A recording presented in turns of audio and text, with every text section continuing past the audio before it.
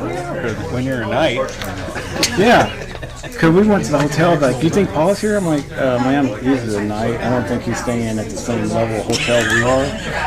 I don't know. No, are they?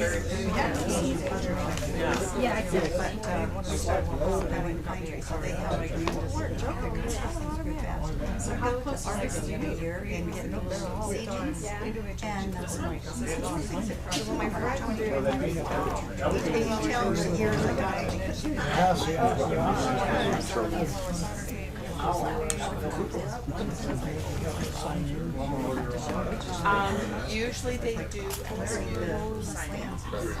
they're brought usually a piece of paper up front. Pardon me?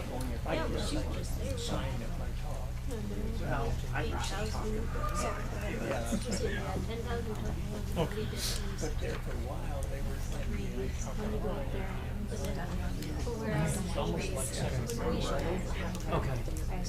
Unless you're on stuffing. No, we didn't take any home because we needed to. These are a little bit. That's what I was asking. Do you guys have any? Do you need that?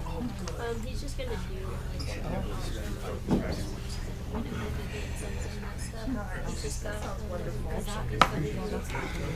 You need to plug it in.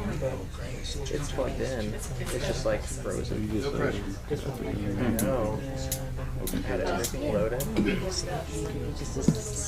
I gotta restart it.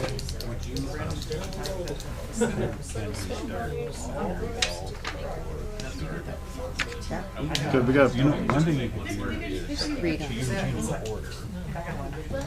Good, we got to do recognize them. Change the order and we can do the mobile food concessions yard. There's no display. Yeah.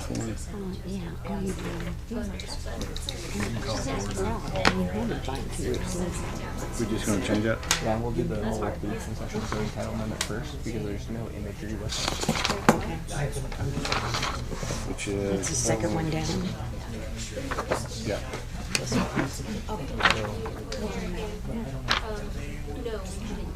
Get started. Great. Good afternoon, everyone. We are about to get started. You're good? Okay. We established quorum, and welcome to tonight's Plan and Zoning for Monday, May 2nd, 2022.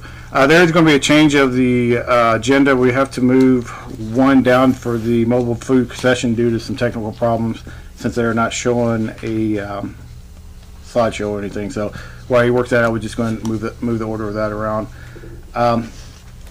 First item agenda, or second item is approved meeting minutes. Mr. Chair, I move that we approve the minutes for Second. April 18th. Second. Meeting minutes for April 18th has been approved and second. Next item is recognizing persons not on the agenda. Anyone likes to come up?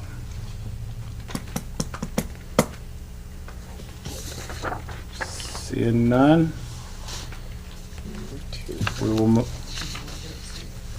move to our first item of business, which is going to be Zoning title. the zoning entitlement amendment, mobile food concession yard, applicant Jessica Sheik. I hope I said that correctly. I just have a question. I did not come up to speak. I'm here. I own Orchard Trailer Park, and they're discussing the grounds behind. Yeah, that'll be Once I hear how it is, do I then get a chance to speak or not? Yes. Yeah. Yes, you do. Yes. Then I do. Thank you. The open part, that was for anything not on agenda, the first public, recognized persons in the public. So the first order item is zoning title amendment mobile food concession yard for applicant Jessica Sheik. A request by Jessica Sheik to change the ordinance of the city of Mount Home, amending Title 9, Chapter 9 by adding Section 9-929 mobile food concession yard. This request will require amendments to Title 9, Chapter 3, Section 2, definition of to include mobile food concessions, mobile food concession yards, to Title 9, Chapter 7, 3, C-4, I-1, I-2 zoning district with a conditional use permit. Application PZ 22-35. Mr. Chair. All right, Mr. Vice Chair. So what is being asked by the applicant is a zoning title amendment. So to amend Title 9 to provide for the land use of mobile food concessions yards. So we have some throughout town. We have the Johnny Behind the Rock, which I believe the applicant is representing.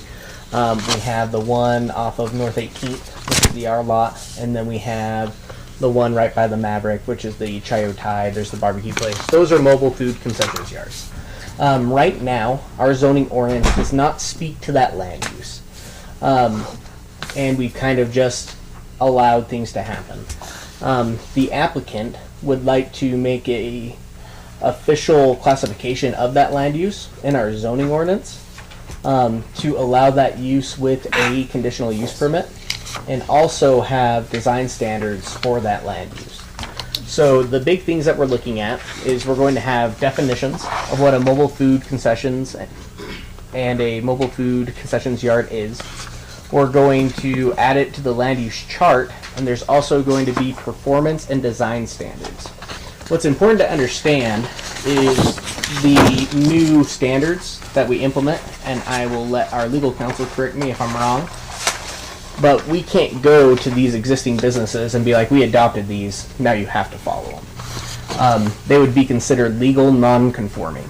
However, if they wanted to expand, they would have to come up to code. So some of the big things that we're looking at as far as the design standards are they would have to have everything on hard surface pavement and or asphalt, stuff to protect the disposal of any liquid grease and making sure it's not getting into any municipal systems, specifically our sewer system. The maintenance of all of their trash receptacles, and also that being screened. Restroom facilities, having that be screened from the public view. And also adding that a lot of these groups, they want to do events, they want to have maybe the opportunity to do retail sales along with the food truck use. This says, well, if you want to do that, you need to do a special event permit. It's not outright permitted. And that they will not impede any pedestrian and or vehicular way. And perhaps probably the most important for us is a site design, which shows staff and also fire personnel, police, EMS, that this is where each thing is, so that we can ensure that everything is safe. So in summary, that is what is before you right now. I will yield my time to legal counsel.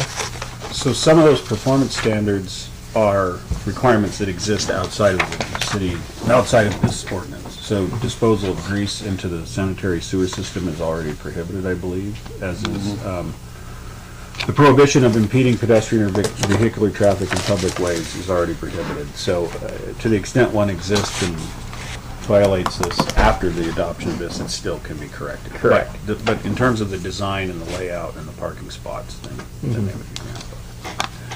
I've got.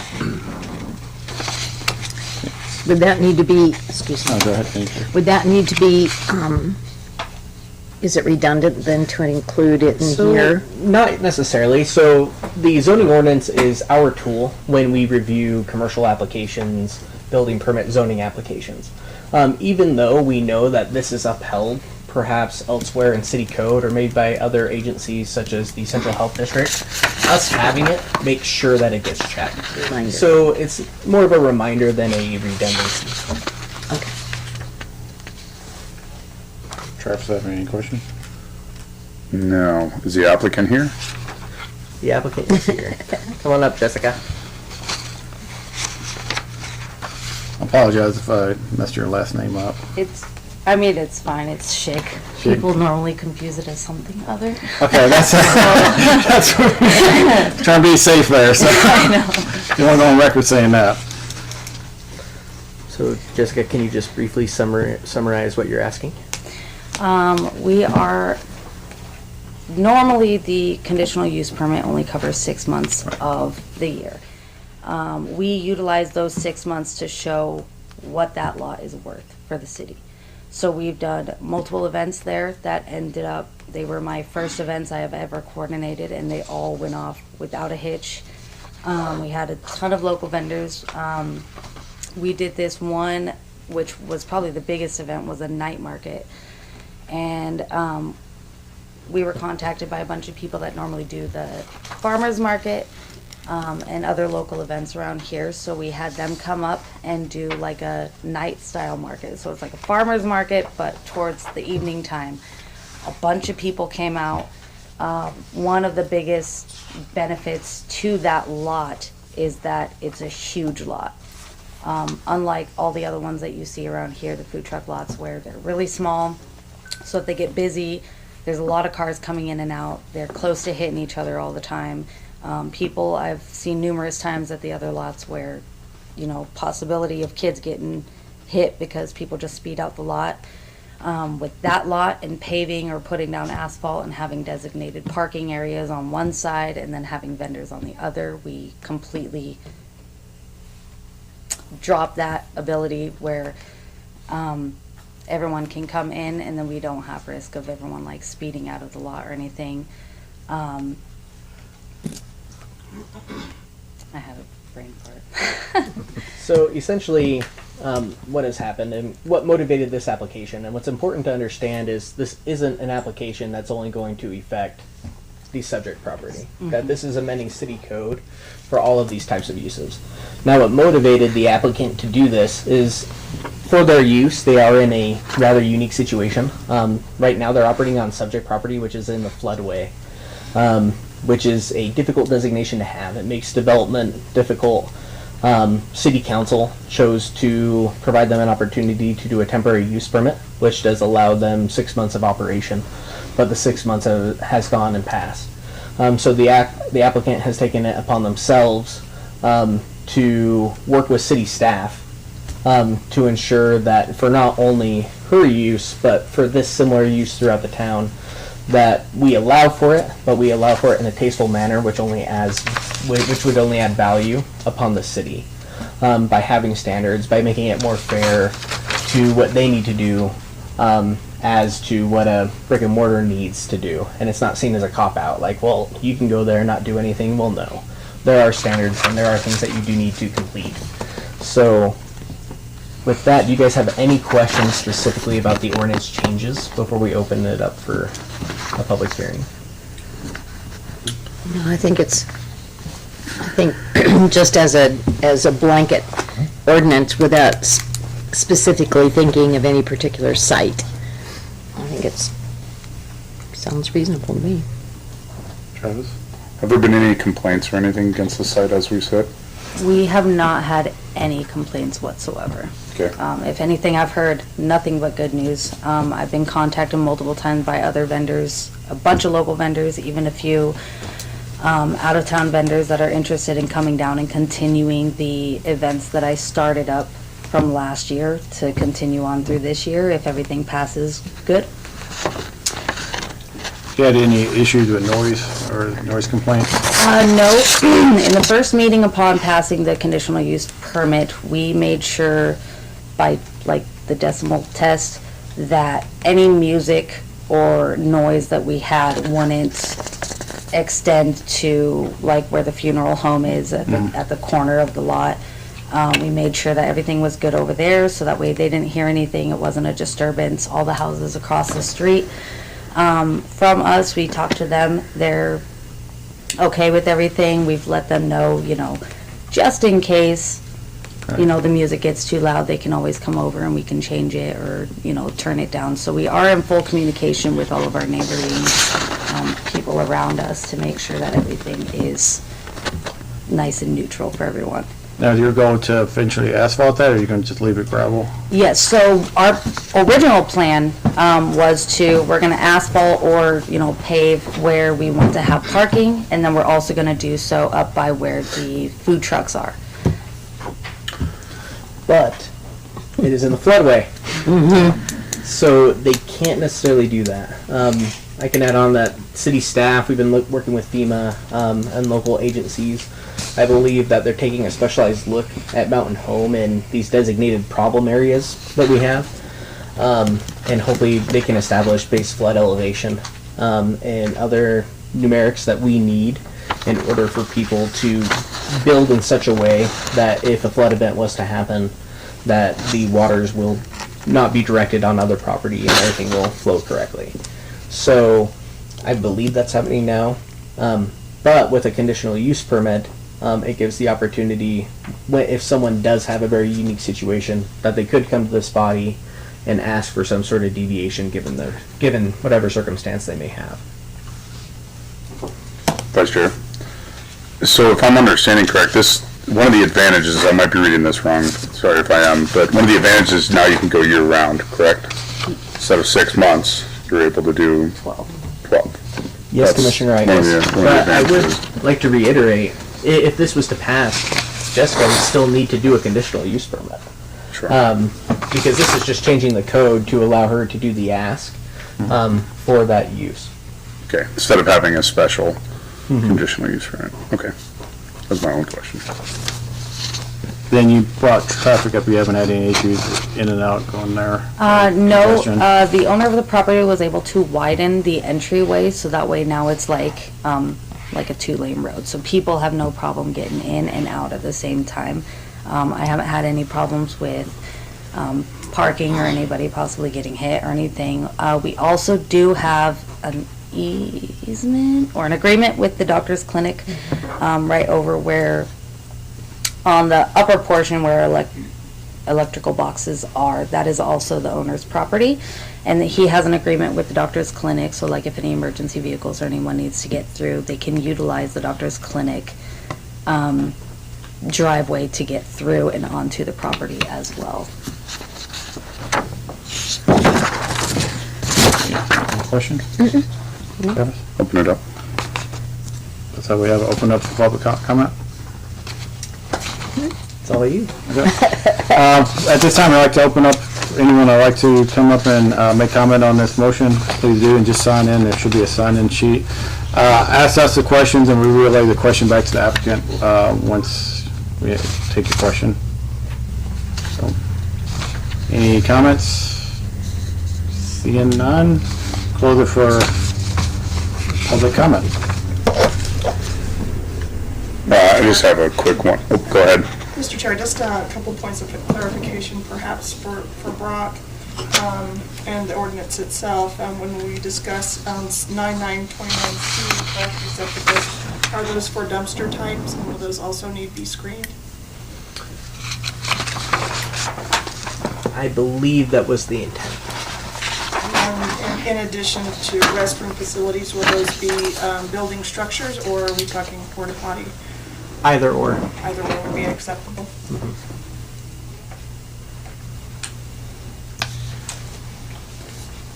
We'll need to put this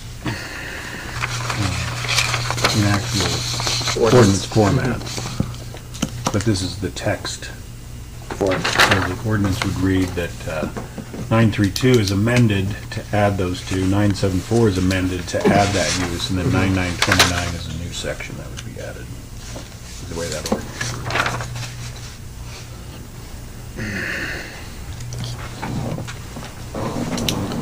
Travis, did you have? Yeah,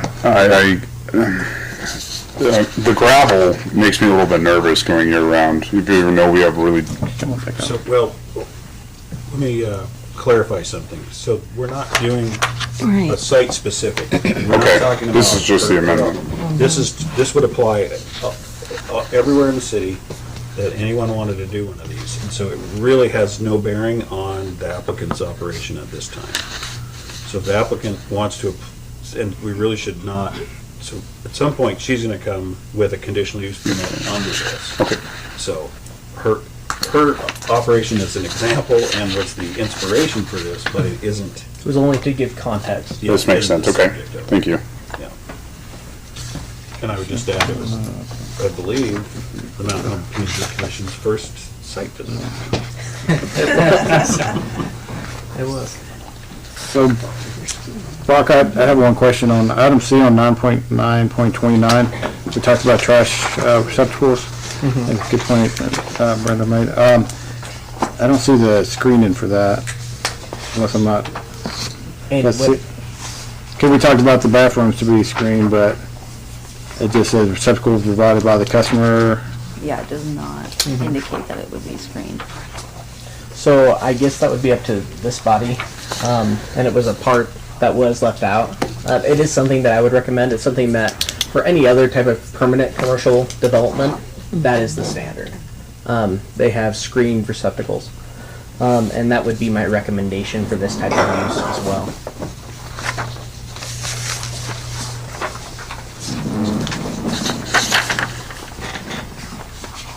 Ready for a motion? See if Travis has any question. No, I'm done, You thank good? you. Okay. Any question? No, I want to make a motion. Mr. Vice Chair, I would make a motion that the Planning and Zoning Commission recommend to the City Council approval of the zoning title amendment procedure for the City of Mountain Home. Well, that's not what it is, but anyway, with the condition of Screen receptacle. a screen be provided for trash receptacles. So, Mark, do we need to amend 9.9 or 29-C with that, or? So we can add it in, and then with the findings of fact, I believe we can. So, yeah, what'll happen is the findings of fact recommending approving this will also have the complete final ordinance, and it'll have that. And so your motion would include that in under C, trash receptacles provided and be screened would help. Second? Take the vote, Nancy? Aye. Travis? All right. And I vote aye as well. Motion passed. Thank you.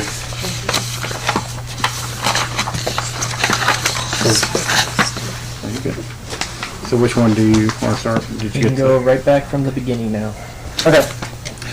Next motion would be action item annex, it's on R4 residential applicant Copium Investments and Care Mason and Associates requests annex its own R4 residential parcel of land approximately 4.09 acres in the entirety of west-south 12th Street from the front parcel located what is currently addressed as 370 West 12th South Street.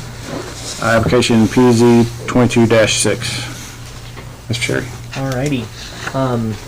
Vice Chair and Planning and Zoning Commission, what you have before you is something that you have seen before. This is a proposed annexation property located at 270 West 12th South, and also a corresponding conditional use permit for a manufactured home / mobile home park. It has come before this body before. Your recommendation was forwarded to City Council. At the City Council's March 28th, 2022 meeting, they made the decision to remand the request back to P&Z, and they asked that the applicant, instead, he was asking to deviate from certain standards in the manufactured / mobile home standards that we have, and City Council directed him to please conform with all of the design standards that we have on place for a manufactured home park. So what you'll see, and I'll allow the applicant to further give a overview of what has changed. Nothing terribly significant, but I can tell you that staff has reviewed the proposed site plan that has been submitted, and it does meet what City Council was wanting the applicant to do, as far as providing storage space for individual trailers and also storage space for recreational vehicles. In order to do so, I believe that they had to minimize their green space a little bit. And at the very beginning, it was already pretty big. I believe it was around 9,000 square feet, and now we're around 7,000. So I can tell you that they meet the standards for a manufactured / mobile home park. And if you have any questions as to the annexation, I can tell you per the future land use map, this is residential. This property is intended to be utilized for residential uses, which does include what the applicant is recommending. I will note that the comprehensive plan, when we state what is our number 1 priority, number 2, number 3, number 4, number 5, when it comes to housing, this is the type of product that people least favored, but that doesn't mean that it's not still a need, and it doesn't mean that our zoning ordinance doesn't still speak to it in that we specifically have design standards for said use. So with that, if you don't have any questions for me right now, I will yield my time to the applicant. No. Do you guys all have a site plan with you? You do? Yeah, I guess I'll take that one. That's a little bit bigger than what we got. We'll try to do. Yeah. So when we went to city council, they requested that we have the storage spaces available for each of the mobile home parks, or each of the mobile home sites. The requirements are a storage space for boat, RV, trailer of some kind, 1 spot per 2 units, and then an individual storage space, 40 square feet for each space as a storage unit. We put that in here. We had to, you can see on there, we took out, there was a lot there, and then a little bit of the green space there on the bottom to accommodate that. And we now meet all of the city code requirements for what we are asking.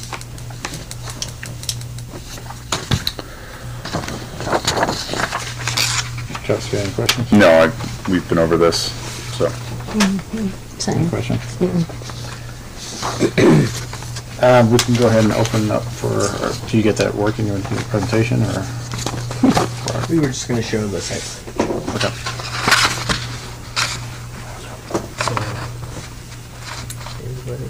So go ahead and open up for Okay. public hearing.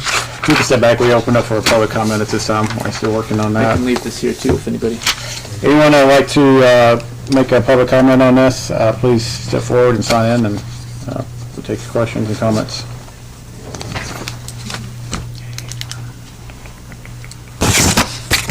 Stephanie Kaziaka, Secretary for the Irrigation District. I believe our chairman, David Esquina, had mentioned to you guys one time, a little while back when they first presented, that there is a underground irrigation pipe. We have not heard from them to see what their plans were. So I'm just here on behalf of the Irrigation District, on behalf of our chairman. We have a board meeting tomorrow at 2 p.m. We just need to make sure that they are aware. We do have shareholders that are further down on that, and they would be very disappointed if they lost their water. They've been identified on the property, ma'am? It is on the east side of the property, from what I've been told.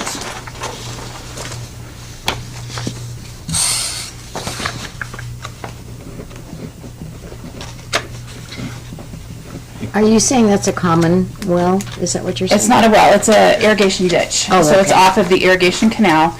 It's past our weir, the irrigation district's weir, so it's a privately owned pipe that goes to the shareholders that were on the other end. There were several, some of that property has been sold since then, but there are still three shareholders that utilize that pipe. Do you know if there was a public easement or anything on that? Chance? As far as any specific easements, those have not been submitted. One course of action that we could take, being that you are meeting with the rest of the board tomorrow, if they could provide official documents, that would help staff. And what you could do is just condition the approval that those waterways not be impeded. So, can I? Yeah, We after- talked to the. After the public hearing. So after the public hearing, you'll be able to. Sorry.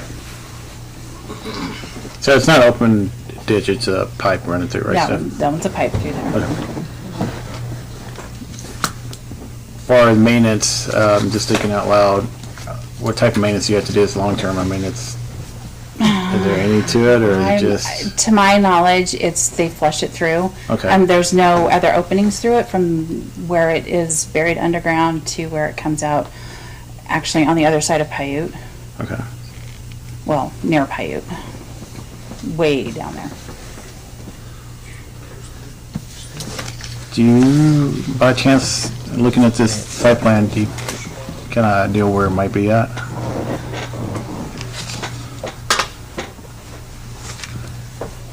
No, from what Terry, our district manager, has told us, it's on the east. So if you look at the little project location, it runs along the east side of the property. And then it goes under 12th Street and runs down along there.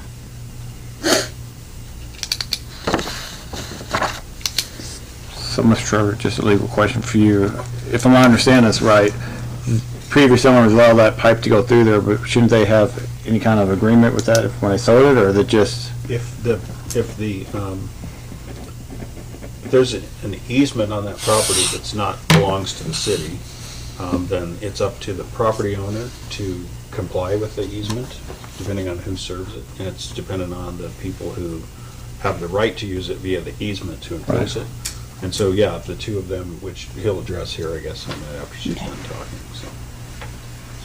That's, just wanted to make sure that you guys are aware of it. Thank you, ma'am. Thank you. Have a great day. Anyone else? Did you sign in? Yes, you did. Okay, thank you. Anyone else like to make a comment?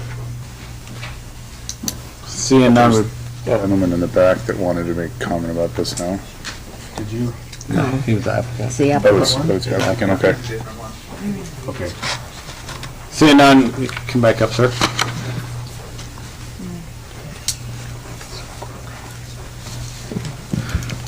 So, at the end of the last planning and zoning meeting, we spoke with the head of the irrigation department, and he told us that this ran, he didn't know exactly where, but along the east border of the property, but he doesn't have an exact location of where that is. And so we have, since it was all underground, we needed to move it back to where it could be maintained Right. into an easement in the setbacks off to the side of the property. We know it's there, I guess, and we don't know exactly where. We don't know if we need to move it or not at this point. Because nobody knows the location of this said pipe, is what we were told at the last meeting. Being irrigation season right now, it's probably gonna be hard to.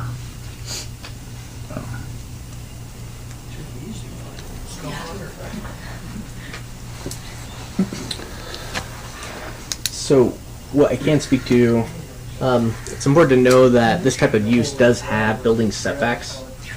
So, along that property line, I believe it's a 15-foot setback that does exist there.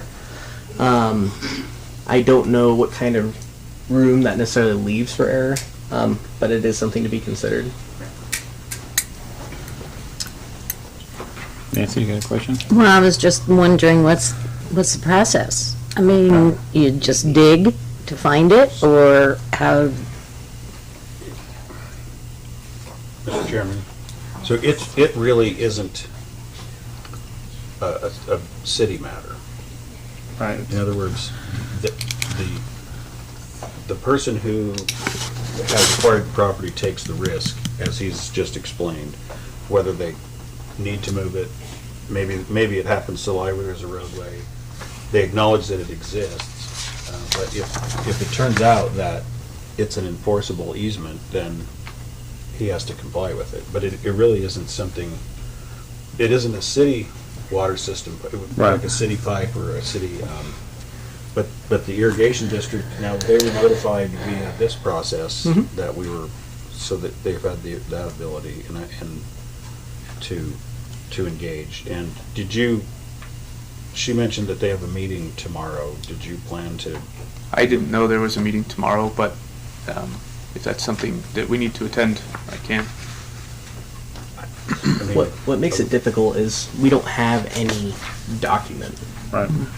saying that the easement is there. And as Mr. Schroeder stated, not that we, and it's not that we don't want that easement or that line to be harmed, but there's little of what we can do when it's a city municipal easement versus another agency. So that's why we have this process, is so they can be notified, so they can come here, so they can make note of it.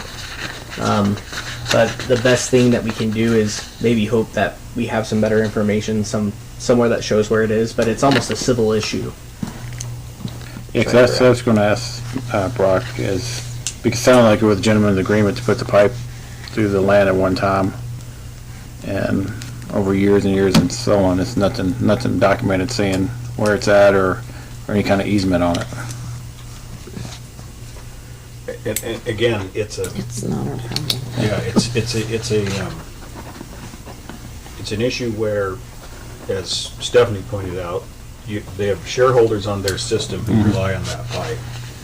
Those folks may have a legal claim as to, regardless of whether there's written documents. Right. But again, that's up to both the irrigation district and its customers and the people who use it, and the property owner who acquired it with its knowledge. And so, I mean, as Brock pointed out, that's part of the process. They alert the new owners if they didn't know already. And there may very well be a written and recorded easement to that effect, but it really doesn't concern your approval process because it's not a city street or a city sidewalk or a city water pipe. No, I just want to make sure we vetted it out correctly, and it sounded like you and the irrigation district were in discussion and there was no problem to move it once. We had talked about it, and he said it would be no problem to move it if it needed to be moved, but he didn't know exactly where it was, just that it was along the east boundary, so.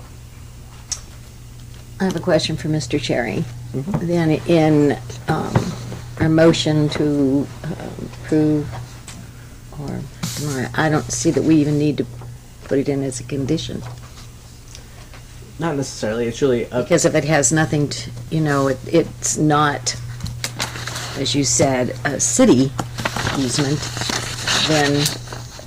So this conversation, and what Stephanie brought up, it will be noted in the findings of fact. It's going to be there that the irrigation district has this concern about X. In addition, there's a transcribable record now where both parties have acknowledged its existence and recognized it, so it'll ultimately get fixed. Okay. So it's really between the owner and the irrigation district to work out the details on it then? More or less. Travis, you got any questions? I'd like to make a motion. Go ahead. I'd like to make a motion to request approval of the Anakin zone for R4 and approval of conditional use permit to allow the manufactured home on property located 370 West 12th South under these conditions. 1, subject to site plan amendments as required by building, public works, fire, and zoning officials to comply with applicable city and codes and standards. 2, all future development will comply with the uses in bulk and coverage controls in R4 zoning district. And 3, the applicant shall conform and abide by all FEMA floodplain standards. Second. Travis, start with you. Aye. That's it. Aye. Aye as well. Motion passes. Thank you, sir. Thank you.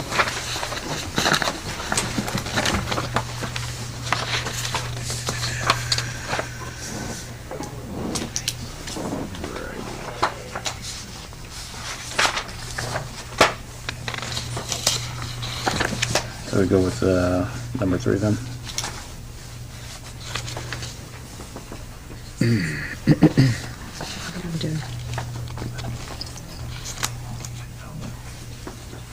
Okay.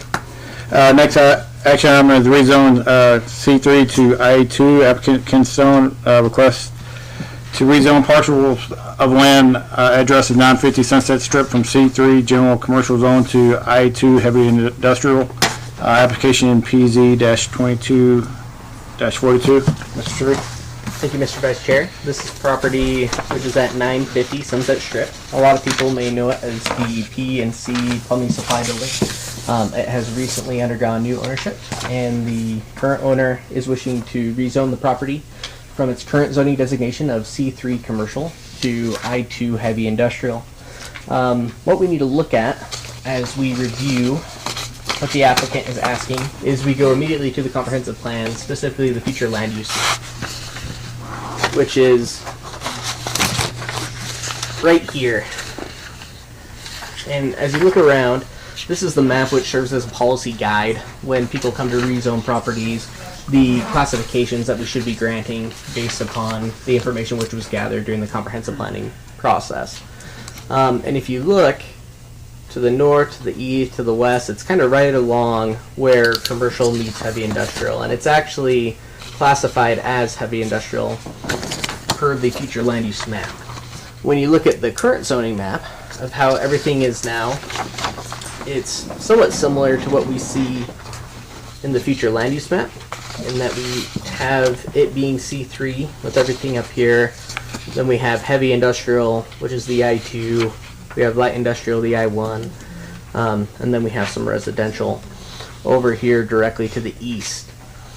So, per the comprehensive plan and the future land use map that we have on file, I believe that the policy documents we have would support a rezone. Obviously, after we look at the comprehensive plan side, we need to look at what does our zoning ordinance say about rezone and what items need to be considered. And that is all within my staff report. We're looking at will the proposed zoning be harmonious?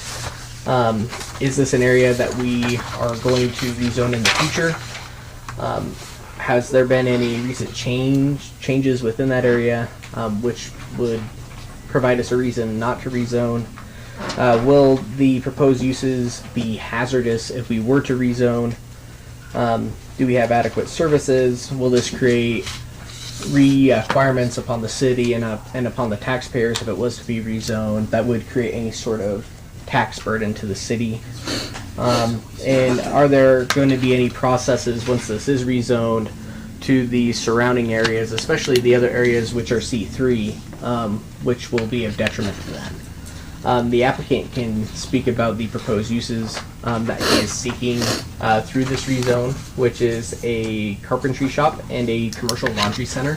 So not a laundromat, but a commercial laundry that I believe he wants to use for his hotel business to bring the sheets down there, wash all of those. With that, that's a brief summary of the applicant's request. Do you have any questions for me before I yield the time to the applicant? Travis? On another tab or something that we can refer to, like, pull up the land use chart, so we can compare, they can compare what uses are. That was gonna be my question. Although The comparison between I2 and I1.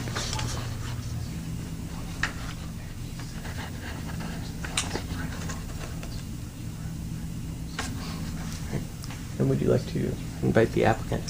Yes, Mr. Stone? Good afternoon. How you doing? Good. Welcome. Thank you.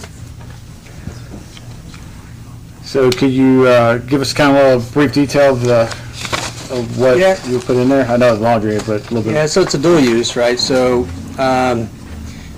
this goes back years ago, in 1983 when the Best Western was built, 95 I think when it was the Hampton. The brand standards have changed, require more linen in the room, and there's no capacity on site. Currently the laundries are adjacent to the guest rooms, so expanding those sites is not really a cost viable option.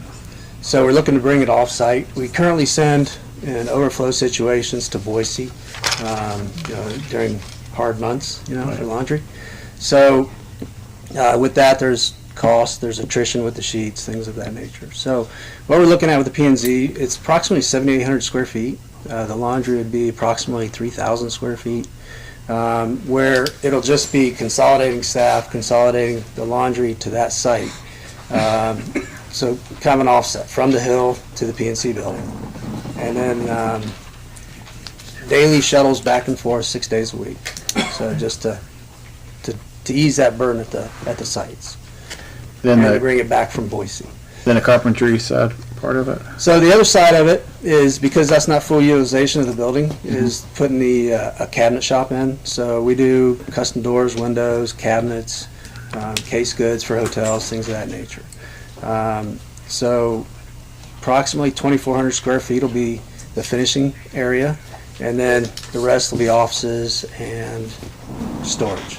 That's really not a wholesale type of operation, not open to the... No, it's not open to the public. There won't be, the door will be locked, It'll be during 8 to about 6 at night. It'll be the hours. So, yeah. And you said, according to this report, you anticipate 19 new positions with this expansion?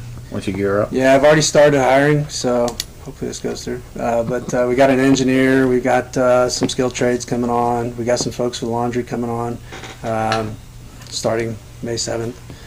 Just as a point of clarification, we don't close on it until Friday, so not currently the owner. But, don't see any issues there. So, yeah. Then, according to the report, the heavy hour is going to be to 10 a.m. through 4:30 p.m. Yeah, so that's going to be the laundry side. You know, I'm going to say 4:30 to 6 o'clock in that time frame. That's all, you know, what's being done next to guest rooms right now will be done down there, so I don't see a big impact on the surrounding area. The carpentry shop will have noise from a dust collection system. I have to mitigate combustible dust, so that has to go into a filtration system.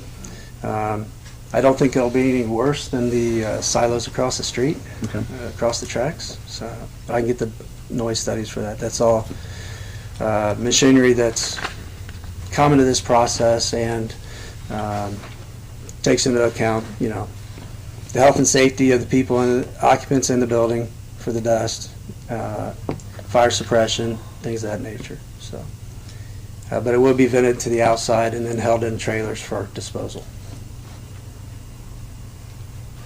Travis, you have a question? Yeah, without dishing too much into the rezone, specifically, you know, when I said that it was the most high efficiency washers, there's going to be dryers on site, I would take it as well, right? Yep. Do we know how many approximate gallons it would use in 6 days? If you were taking a shot in the dark, I'm not saying you got to get within, but I mean, if you could give me a Close to ballpark. what we're currently using. I don't know what that gallon is, but the water bills are there, so I can find that. Sure. They're high efficiency. Most of the washers currently are 60-pound washers. They spin at 400 Gs, so they do a huge extraction. So most So of the water's 30%, how many washers and dryers is that? So currently the two properties, there's 4 washers and 4 dryers. We're gonna go from 4 washers to 6 dryers, just because that's one of the capacity constraints. And then when the Marriott comes in, we're gonna be bringing the Marriott laundry in as well. So.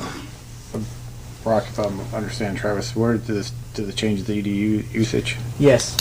So there will be an EDU change that the applicant will need to comply with.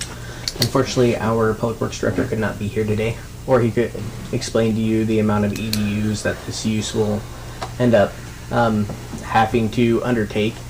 But yes, they will have to abide by our EDU table for whatever number that is for their laundry type use. So I have a question on that. Is that an offset?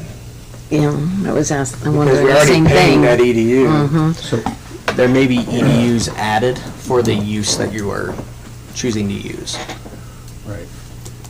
So if the existing business that's there now has one equivalent dwelling unit connection, and I'm trying to pull up the water ordinance right now, but Rich could give you a much better answer. If you're required to have 4 connections, you'll have to pay for the additional connections and the Yeah. additional. So due diligence in that building, the current EDU that it has and the service it has, water and sewer, I cannot meet that capacity with the 6 washers. So an additional EDU is going to be required.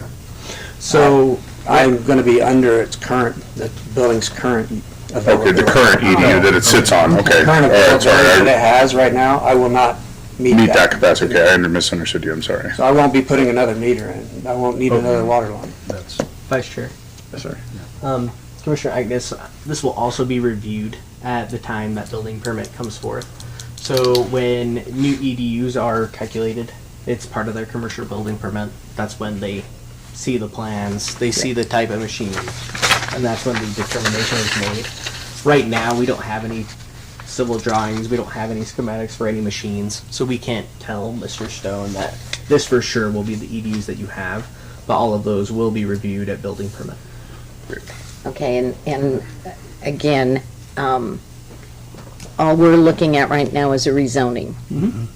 So, That's why I Yeah. mentioned I didn't want to dive too much into it, I just wanted it yeah, mostly for future use there. don't have any other questions as far as rezoning. I mean, Okay. I'm looking specifically at the current zoning map, and it does touch on I-2. I mean, on one place, but on the comprehensive, the comprehensive plan, future land use map, it's all heavy industrial. It'll be opened up to the public. No more questions? We'll go ahead and open up for public comments. If anyone like to make comment, please step forward and sign in. Seeing none, we will close public comment. I'd like to make a motion. I'd like to make a motion to request for approval to the city council to rezone 2 parcels of land to C3 general commercial to I2 heavy industrial. The parcels of land are currently addressed as 950 Sunset Strip. I don't have to say the entire suffix there, do I? The RPK. Second. Call for a vote. Nancy? Aye. Travis? Aye. Aye as well. Motion passes. Thank you, sir.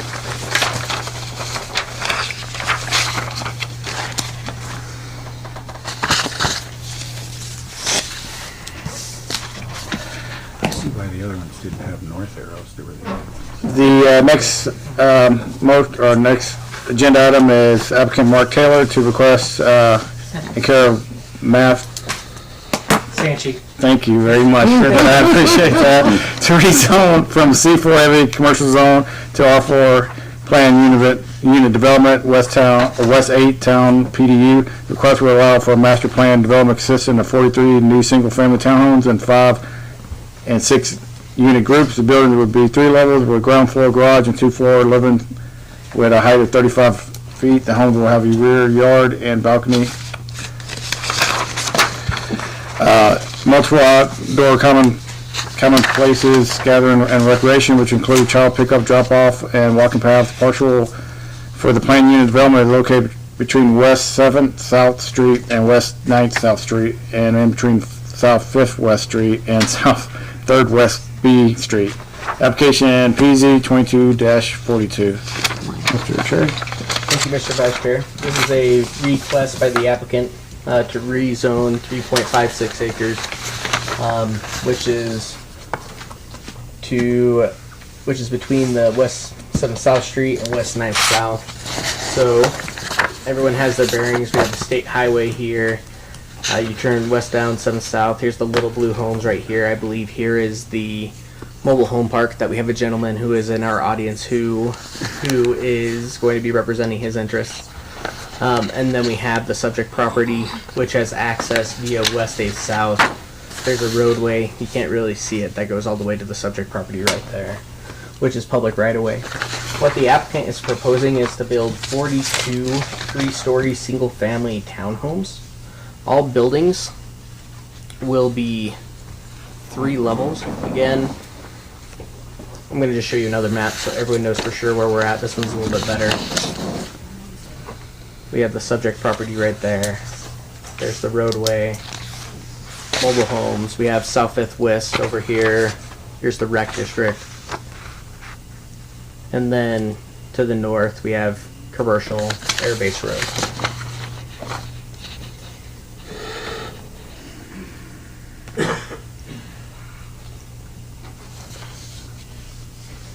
So the applicant is asking to do 3-story townhomes. With a garage on the bottom, and then you have 2 floors of living space. The proposed development that staff has reviewed as far as our design standards for this type of development, we have identified that the applicant is proposing to use water conservation landscaping. There will be a community walking path and also an outdoor common area. All of the townhomes have a balcony space as well. And they will have a community mailbox area and a safe space for child pickup drop-off for school. So here, more or less, is the site plan that they have that they have provided. It's been reviewed by the fire department, and it's also been reviewed by the police station that we have to ensure that we have maneuverability that's needed. I believe with this type of construction, and I'll let the applicant correct me, that these are sprinklered units, which definitely adds a help when you have a very tight space. What you are going to be looking at, being that this is a rezone to planned unit development, is does this foster and promote a variety of appropriate land use combinations in a pre-planned development pattern? Does it encourage developers to use a creative approach in land development? Does it retain and conserve natural land and topographic features? Does it promote greater use of streetscape and pedestrian-oriented aesthetics? And does it promote the creation and efficient use of open spaces? Is it a plan that provides flexibility and variety as far as improvements? And does it seek to implement creative land development concepts? The comprehensive plan, when we look at this type of development, we'll go back to our handy dandy future land use map and current zoning map. Here is the current zoning map. So as you can see, we have the subject property right here. We have about a third of it, which is zoned C4, just as everything in the surrounding area is zoned C4. When it comes to residential type development, it's generally recommended in the C4 district. This is your more high density. These are apartments, these are fourplexes, what have you. And then to the south, about 2/3 of it is zoned currently R4, which is the highest density residential district that the city does have. When you look at the future land use map, it's similar. We have a portion which is in that commercial classified area, and then a portion which is in the residential area. When staff looks at this piece of property, we believe that this is kind of the transition area. As you can see in this C4 portion, we have a church, we have the rec center, we have some higher density housing, we have some fourplexes, we have a mobile park right there, and then as you go south, you get into some lower density offerings such as single family homes. So it is a transition piece, and it is important to make note of that, specifically being that one of the biggest asks within the applicant's PUD is to exceed the height maximum that we currently have for the R4 district, which is 30 feet. The applicant would like to build up to 35 feet. With that, I don't have anything else. If you don't have any more questions for me at this time, I would like to yield the time over to the applicant. Travis, you got any questions? No, he answered the last one, 30 to 35 feet. No questions? The one question, can you bring up the subject property, this one right here, Brock? I know we're only doing the zone and we're not looking at plot, but I'm just trying to figure out how the entrance would work on this property. So right here, this is public roadway, and this is the roadway that they would enter off of, right there. So that's the access to the property.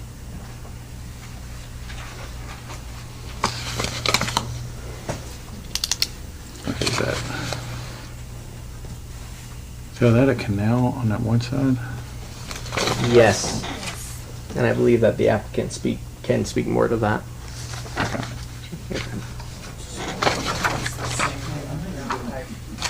Hey, you might answer my question. We can bring that Oh, up. yeah, I didn't know. Yeah, come on up. Yeah. Thank you. Good afternoon, how you doing? Good, good, thank you. Yeah, we have the canal on the west side and the south. Oh, Matthew Sanchi, representative ZGA Architects. And I'm glad I didn't mess your name up. No, no problem. It's a different one. Can you sign in as well, if you don't mind?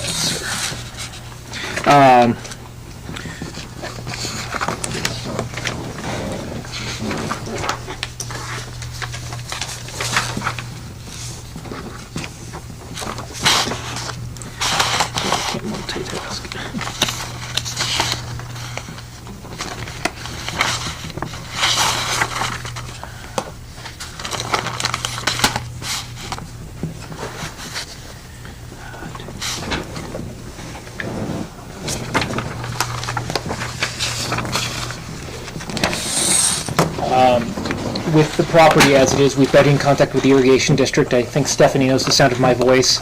I've been in contact with Terry. We are waiting for their meeting, I believe, unless she has something alternate, but we have accommodated for the canal, tried to give them road access along the open canal, as well as fire-rated fencing as part of their deal for the burnout that they do annually.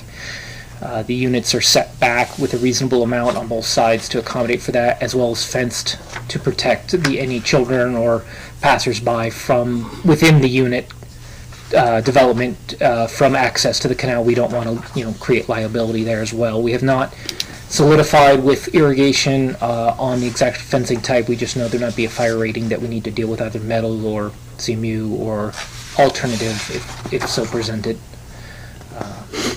As well as the height being our biggest request, it's to accommodate the third level of height and still shed snow properly, of course, with a proper pitch, getting a better density on the property for the much needed mountain home housing issues. Trying to be efficient while creating single family homes and still providing enough outdoor space that it's not a human filing cabinet, as we would probably call it. A rabbit run. What we did try to do is we actually have overparked the site to help accommodate, when you live in a home, you have visitors, you have guests, we will require that everybody parks in their 2-car garage that is provided, but then there's additional space for either a third roommate, because they are 3-bedroom, 2-bath units, or 2.5 bath units. We expect, potential young families. We also understand, the military presence, a lot of transient occupancy. Some people may be in and out, that we need to accommodate vehicle traffic and parking, as well as, teenage children. So that's been part of the accommodation, as well as using the landscape as water retention, providing some green space, but focusing on the low scape concept to provide low water usage to that feature. We wanted to bring in, when we first presented the planning, a slightly more modern note, a little more youthful note, which was enthusiastic by the initial review, but are trying to still present a home, not an apartment. These are single-family residences. They are meant to be, long-term leases or long-term homes for people, including the fact that we've included small but manageable backyards to accommodate children, barbecues, animals, things of that nature. Is there anything else I can clarify for you? Just on a canal, one question, is that on your property or is that just an easement? It is on our property. It's actually well within the property line as best we can tell, and what we are doing is actually trying to regrade to provide them an access road along the west side of our property in order to then have the canal be accessed at the separation line, as opposed to closer to our fence line, and not have to reroute the canal so significantly. We're going to have to make some minor adjustments, as it's a fairly shallow irrigation canal, shallow and wide. We spoke with the irrigation. They said if we make minor adjustments, they're amenable to that. I am still waiting on some final comments with Terry. I know he had to run some things up the line, and I have a feeling the meeting we've been waiting on is the tomorrow meeting. So, but I believe, and I don't know if Stephanie has anything to add. We can check on that too. Can you go back to that map too?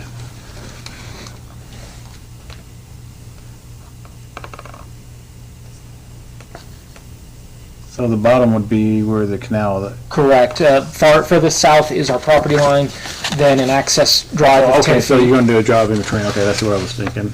That you meant. I just want to verify. And then the canal, and then we have a couple feet to our fence line, and then the backyards. So the buildings are again another 20 feet, 15 to 20 feet from the fence line. You're only going to put one fence up, but not in the ditch. Then it's just going to be open field. Right, the existing property, and I believe there's a, if I recall, a split rail fence on the other side at this point. I'd have to check my images or change a barbed wire as well. I'd have to look at my images again. Chairman, is the 30 to 35 feet aesthetic? Or is that design? partial aesthetic, partial function. We're trying to create higher ceilings since the spaces are narrow, so we're trying to create height for glass. So we actually have a 10-foot height in the central, the living space, and then a 9-foot plate on the secondary space, and then the high slope roof to accommodate the snow load. So the building itself stops right around, or the interior ceilings are probably around the 30-foot mark, but the roof line is the 35 feet to also hide mechanical and things like that up top. We're accommodating the slope, and if to reduce it, we'd still likely be over the height, but we'd also have to reduce the slope and the ceiling heights, which takes these again from something a little bit more special, a little bit more home, to a little bit more apartment, which we're trying to step away from. Probably today will require a traffic study, because I was seeing just math in public about 130 cars. Nope. Given the number that they are proposing, 42 staff did not recommend a traffic study. But we did inform the applicant that being that you are in somewhat close proximity to a state highway, that there was a probability that ITD could make written comment. I have not received any written comment from ITD. It's important to note that other projects similar to this one, which we did not require a traffic impact study, were the Paiute Place Apartments, which were off of South 5th, and also the 8th Street townhomes as well. They had approximately 40 units, and we did not ask for a traffic impact study. So the main entranceway, can you go back to that on one side, please, Brooke? We're getting there. There we go.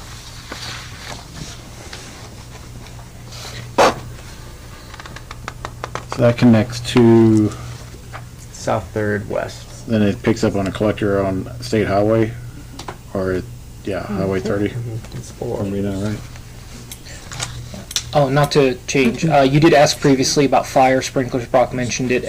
When we spoke with fire, because of the single access and the unit count, we're going to be providing hydrants, and he did request that we do residential type sprinklers. So it'll just be single head life safety sprinklers, not property safety. But we'll have a head, basically one per room, off the potable water system that will only be charged if there's an issue for life safety. And he said that would then allow us to have the single access point. And the road access off is the existing road. We would, make the basic improvements. There was actually talk with planning and roads initially that because of the nature of that road, that they may consider actually vacating it due to the non pass-through function of our site. But that's, I think, a conversation for another day at this point. Mostly we would be accessing off the existing easement to the property. Okay, that looks like the road, at least from this picture, kind of terminates. Right at our property line. Mm-hmm.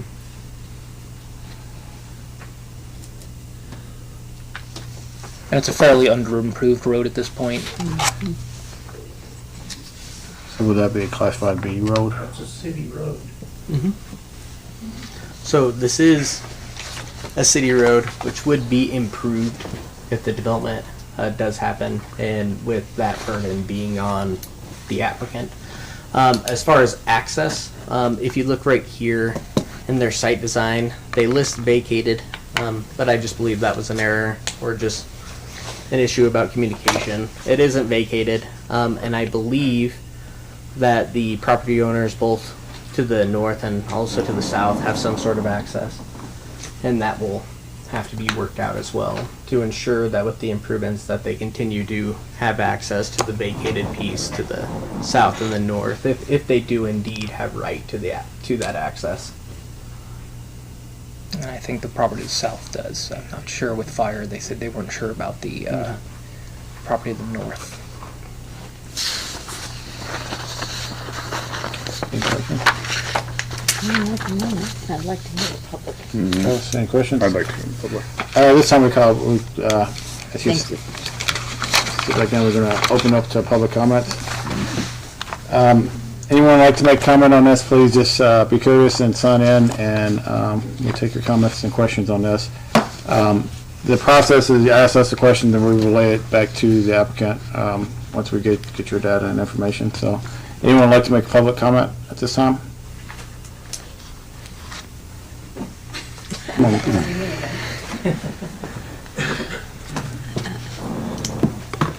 was just trying to reach out to Terry, our district manager, do I need to sign in again? You need to sign in again, and just say your name. So we have to- Stephanie Kaziaka, Irrigation District. Yes, that irrigation canal is an open canal. It is not ditched. Terry has been talking to them to verify the width and how much easement we need to be able to drive down. I know that that has been talked about extensively. 16 feet is what we require to be able to drive down. We have notified them to let them know that they do have to have some type of fencing that does not burn.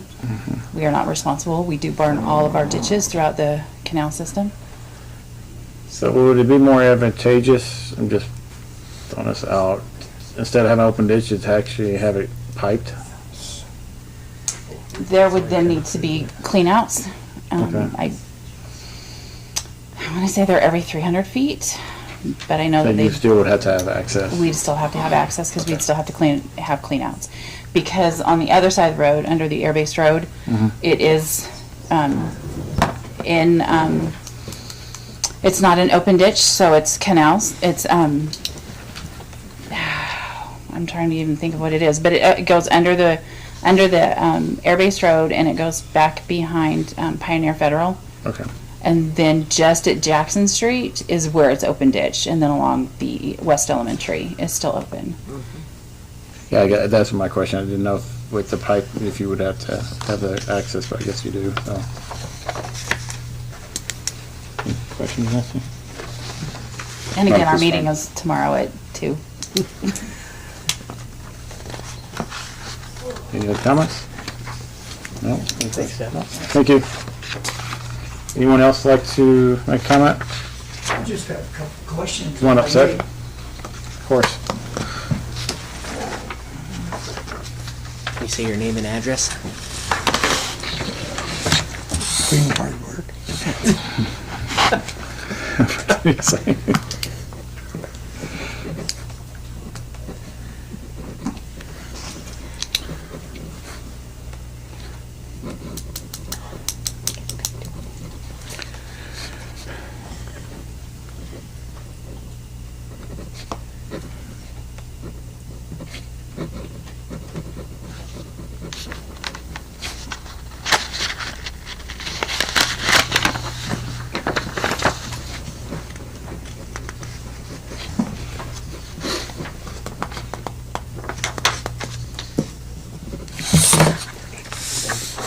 Good afternoon, sir. What my questions are at Can you this, say your name out loud? Sorry, I caught you, the lawyer caught you. you gotta get I don't know, you gotta keep this up. Larry Lassoon. My wife and I own Orchard Trailer Park, which would be just to the west Right here. There. of that project on the not commercial, is it? Yeah, it is commercial. My questions are, and maybe this isn't the time to bring it up, and that's why I'm just gonna throw this out and see. I have some concerns with the road going in. I spoke with, Brock. Brock. Thank you. It's okay. About a year ago, and he, we discussed this when it first, not this project come up, but the selling of that property. Also, I have some questions on the property line between the project and mine. Would this be the time to bring that up, or no? Go for it, Larry. Okay. What I was looking at was I would like to have some type of a barrier between our property and the new construction. I would hope it would be something like, say, a chain link fence that had slats in it just to separate the two properties. Reason being, if they have kids and there's a 3 or 4 foot fence, of course, they're up over the top of that and cutting through because it's less steps to run through this way than go down the road. Correct me if I'm wrong, I thought about a year ago, the city had a hearing on that and vacated the road. Correct, and I'll speak more to that after the hearing, but you are correct. Okay. At any rate, that was accepted, correct? Correct.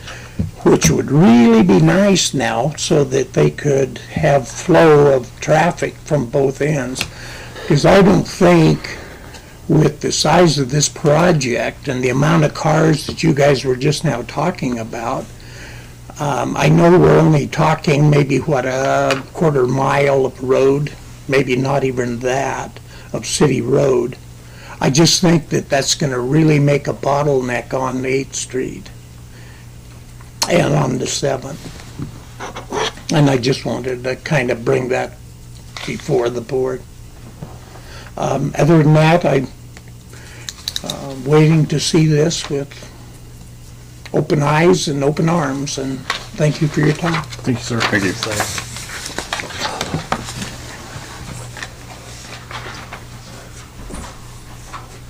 Anyone else? If you can, just state your name and sign in, please. Been here before. My name is Misty Pierce. I live in the Donna subdivision. I do have a question, and I know I've asked Brock in the past about the stipulations on residential areas having 2 exits, entrance for the purposes of emergencies. And I'm still cannot find anything in the ordinances that has that stipulation.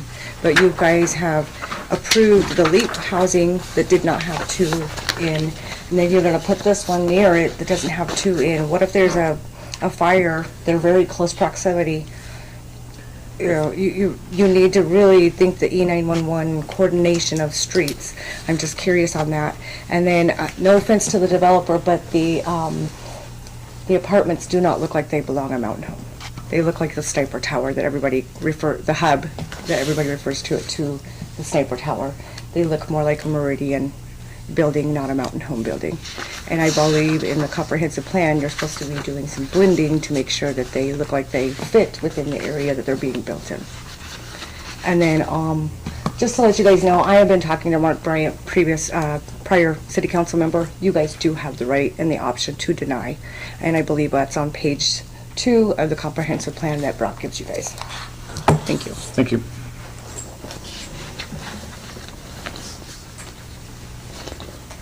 Anyone else? No? If you want to come back up, sir? Yes. So I guess the first question for Brock and maybe you and maybe our legal counsel is regarding the sprinklers and the one road access. So what I can say is that every time we receive a plan unit development, it goes through each pertinent department. I'm amazing, but I don't know everything. Don't tell my wife. But as far as what was looked at when it was looked at for EMS and also fire access, this has been reviewed by the fire marshal. I believe the architect has had many lengthy conversations with him about what they needed to do in order to have this sort of access. And I believe that the fire marshal would not recommend it in its current configuration if it did not meet any applicable code. Then the other question brought up was the aesthetics of that. What would you call that type of? Contemporary, potentially, or modern, you might even call. With what we are trying to do is still keep the materiality in a more traditional style. Thinking about Idaho, Mountain Home, the doors and the brown portions are a wood look. it may not be a wood material. We're trying to find low maintenance. It's white siding generally, and we have had discussions about the blue portion, which could be options of different colors, being either a hardy siding or a metal siding, depending on the preference to the planning and zoning, and of course cost benefit to us as well. We're not trying to go extreme, but bring in something with a little bit more youth and interest to bring in the younger generations, the military, give them something that they would want that's in a more populous area to be appealing, because these are designed for smaller, younger families or youthful people who are going to share. These aren't, this isn't the suburb design, but we are trying to accommodate younger families to keep them in Mountain Home as well, bring that aesthetic, while trying to nod to what is going on around us. You know, we do understand wood, we do understand siding, the green space. Ironically, just across from the mobile home park is actually a fairly modern home that is going in right now and being remodeled. And it was actually kind of humorous to see that before we'd even presented this. But we do know that it is a little different, but we are trying to be conscious of the aesthetic. And we've had fairly enthusiastic responses from most, but we understand it's not everybody's cup of tea. And that's one of the reasons we've put the landscape buffer on the rear yards, to help create that sense of separation with backyards, fencing, and landscape, to provide a little bit of a buffer, that it's not a high-density home. And you know, these are again meant to be for people to live long-term in. Now, have you used this design in the past, or is this an initial? We've presented in the past. It has not been used in any particular application in this area. This is but it has been presented to other boards and other planning commissions, and was positively received for the most part. Sure. You know, these have been designed for this specific site, so you know, designs always change a little. I just going on your comment about attracting youth. I didn't know if you used it before, and it was just a model that worked well for you. Right. That's Travis. The height of the fence for the irrigation ditch here, we didn't discuss that. What's the height supposed to be? Is it 8 feet, 7 feet? I actually have not heard a specific height. I think it would lead to our standard residential standards, and we're thinking about a standard fence of 6 foot at least. You know, we don't want people jumping the fence. We also want to create a barrier. You know, the main perimeter, we probably won't use fireproof fencing around the whole perimeter. We'll use either a wood or a vinyl, you know, something again low maintenance. But on the on the canal side, it'll probably at least 6 feet. If the irrigation district asks for something higher, we would look at that and be happy to. We still want to provide a view. You know, it's still Mountain Home, and we're trying not to lock people into a box if we can avoid it. Brock, is there a standard to that we don't know about for the height of the fence As far as between? the fence? So I can tell you that code currently allows you to do a 7 foot fence outright. Anything taller than that needs to be engineered, given the types of winds that we have and loads. Is there any requirement for him to be able to have a height of a fence between the irrigation ditch and the actual units themselves? Or could he build it 2 feet if he wanted to? I believe he could, if you wanted to be more precise with your condition language, that's language that you could have. Okay. And we're happy to comply if you have a safety concern. Then we had one citizen that asked about the barrier fence in between his property and your development. We don't try to get too much into civil matters, try to the property owners work it. Would you be obliged to that? Yeah, and I think that's the condition with the property layout, with that line. You know, we want to keep the property secure for ourselves and our tenants as well, so we would probably, just like we did around the canal, have a perimeter fence line to a point, most likely more in a residential aesthetic, either vinyl, wood, maybe a wrought iron. Again, cost benefit, you know, we have to weigh those things out as the property goes forth, but it won't be, I would be apt to not do a CMU wall, something to that effect, you know, aesthetic. But if that is where we need to go at a certain point, we can talk about that. But there will be a physical barrier.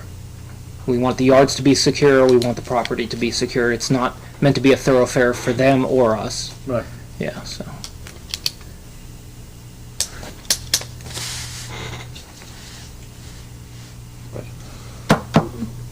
So if we wanted to add a condition before we sent this, for me, it's obviously a safety issue having a fence that's 2 feet tall with a running canal. Right. Even having, when the canal's empty and it's been burned, it's still, if you've been by, it's quite deep. Yeah. And if this is for family use, I think that's concerning for me. I don't know what an appropriate height of a fence should be. I'm not a connoisseur of fences, if you will, but I would think that 6 feet is pretty standard around town, is it not? I think that would be conducive with the rest of the site, and so you don't have to build a chain link fence a foot higher than the rest of your fencing that you had talked about. Is that something you'd entertain? Very much. We'd already plan on that, life safety, personal safety, and it's on our property, it's liability. We also Sure. want to be safe, so completely already in the plan, just not spelled out as clearly as you need, but we're definitely on that page. Would this be an appropriate time to make that type of When you do the motion? motion? Okay, I have all another right. question. Stephanie? Yeah. How high is the fence by West Elementary? She is the applicant, but she is part of the applicant's presentation. Yeah, that would be appropriate. Okay, Go ahead. thank you. Oh, I get to ask. she meant that stuff. Huh? So she's asking Stephanie, no. So Stephanie, no. So Stephanie's part of the irrigation district, I thought. I was just, okay. Right, so Is she just asking for a clarification? she's asking for clarification on a comparable fence that's nearby, of which Stephanie has knowledge and is the one requesting this, so I think that's appropriate. So- Okay, thank you. How high is the fence, the chain link fence over by West Elementary? Between the 6 foot fence. 6 foot? Okay. And we can put that condition on that.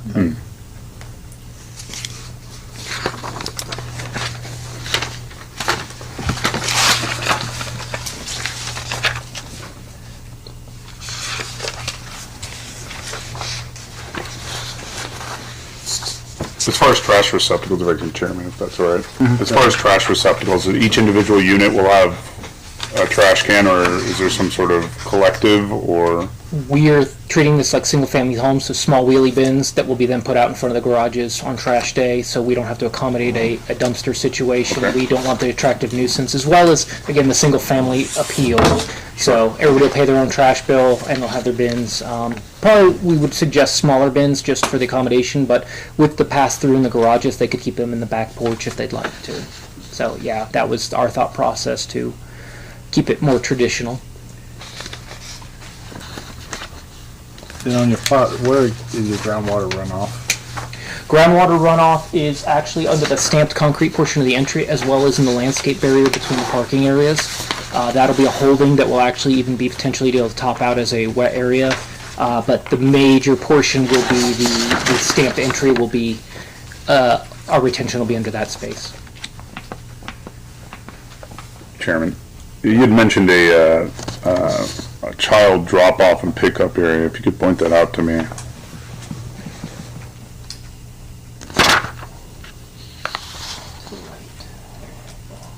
Right over here.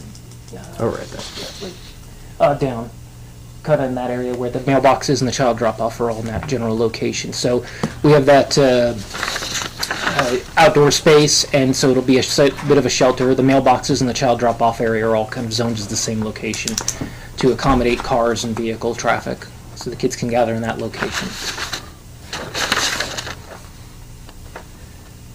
In that thought, would the bus run through there as well? The bus shouldn't be, I wouldn't imagine the bus would be a problem, as it's designed for fire, but we can verify that.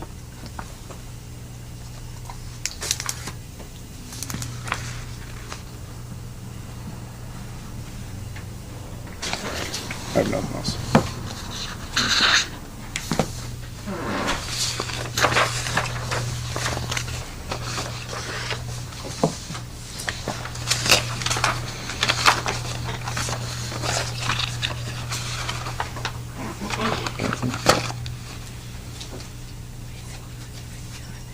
No questions? Travis, questions? for a motion? Chairman, I'd like to request a motion. I'd like to request a motion to approve to rezone 3.56 acres located between West 7th South Street and West 9th South Street, and between South 5th West Street and South 3rd West B Street to R4 Planned Unit Development, West 8th South Townhomes, under the following conditions. Subject to plan site amendments are required, building, public works, fire, zoning officials, and to comply with applicable city codes and standards. All future development will comply with the uses of bulk coverage controls provided in attachment number 8, proposed plan unit development, and that the fence along the irrigation canal runs at least 6 feet high at a minimum. Call for the vote. Travis? Aye. Aye. Aye as well. Motion passes. Thank you. Thank you.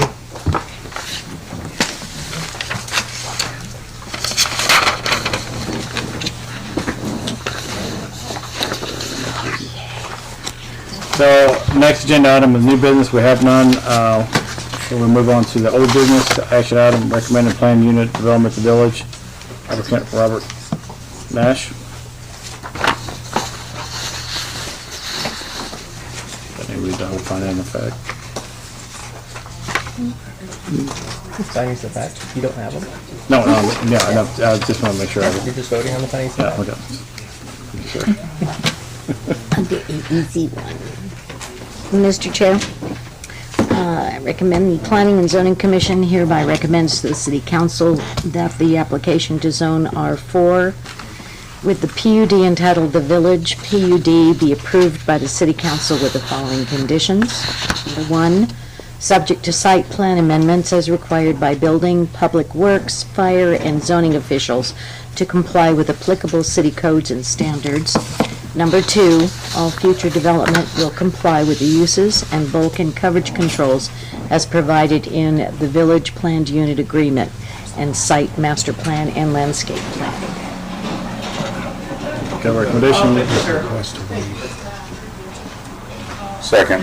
Sorry, I'm waiting for some of the clatter to leave. No worries. Call for a vote. Nancy? Aye. Travis? Aye. Aye as well. Motion passes. Next item is recommendation, amend existing PUD 10th Street neighborhood, applicant Cruz/Taylor, application PZ 2233.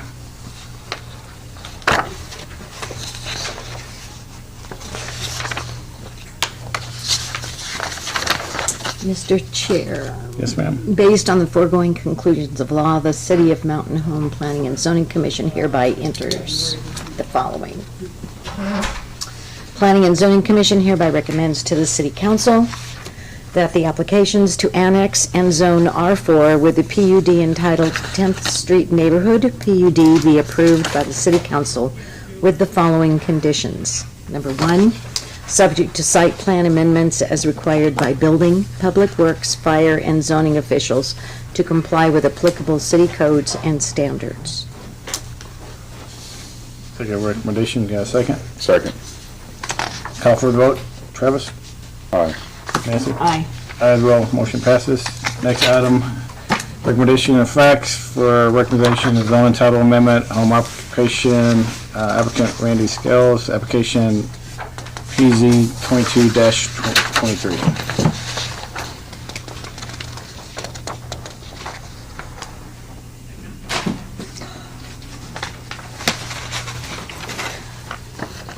It's only fair. Stop singing a little song. Okay.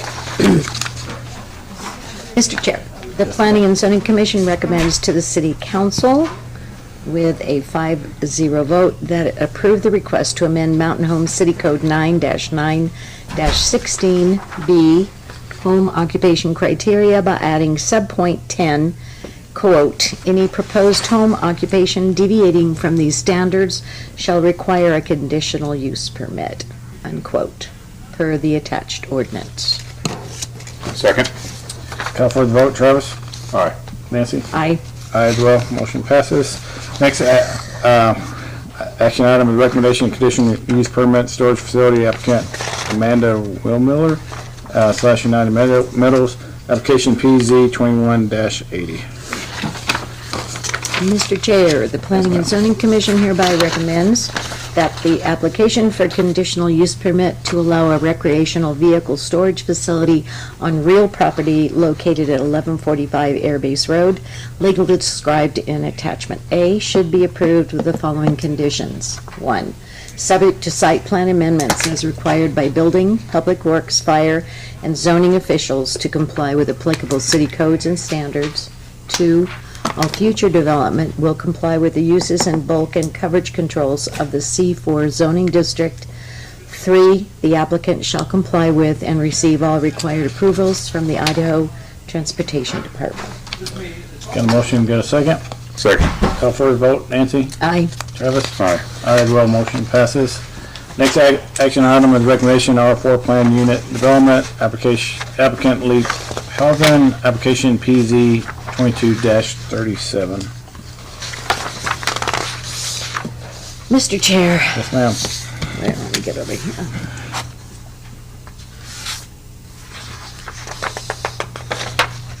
Oh, let me find it.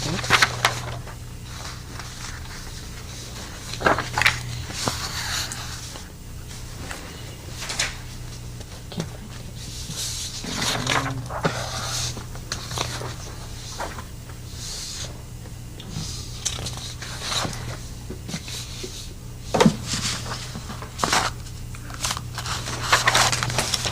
Let me start. There it is. Here we go. Sorry. Mr. Chair, the Planning and Zoning Commission hereby recommends to the City Council that the application to zone R4 with the PUD entitled Falcons Landing, PUD along with the requested preliminary plat be approved by the City Council with the following conditions. Number 1, subject to site plan amendments as required by building, public works, fire, and zoning officials to comply with applicable city codes and standards. Number 2, the final plat and all future development will comply with the uses and bulk and coverage controls as provided in attachments B, proposed planned unit agreement, and C, site master plan and landscape plan. Number 3, before a final plat is recorded, the applicant shall receive all necessary approvals regarding water and sewer infrastructure from the Central Health District. Number 4, per City Code 9-16-10J, failure to file and obtain the certification of the acceptance of the final plat application by the administrator within 1 year after action by the Commission shall cause all approvals of said preliminary plat to be null and void unless a 1-year extension of time is applied for 30 days before the expiration by the subdivider and granted by the Commission. A preliminary plat may be extended one time only, after which it shall be considered null and void. Second. Thank you, Travis. Call for a vote. Travis? Aye. Nancy? Aye. Aye as well. Motion passes. Next item is department head items, which we have none. Next item request by commission/staff. I just want to recognize Commissioner McSarwell. He has resigned from the Planning and Zoning Commission. I know that both myself and the mayor appreciates the service that he gave, his thoroughness, the excellent questions, and the immense value that he provided to the body. So we will be seeing an opening soon for the Planning and Zoning Commission. It's a wonderful, terrible, hard, but yet fulfilling time to be on this board. And I invite anyone who's interested to please apply, and just know that we appreciate Mark, and those will be big shoes to fill. You would be running ads in the newspaper for that? Any questions? No. No. We are adjourned at 7:38.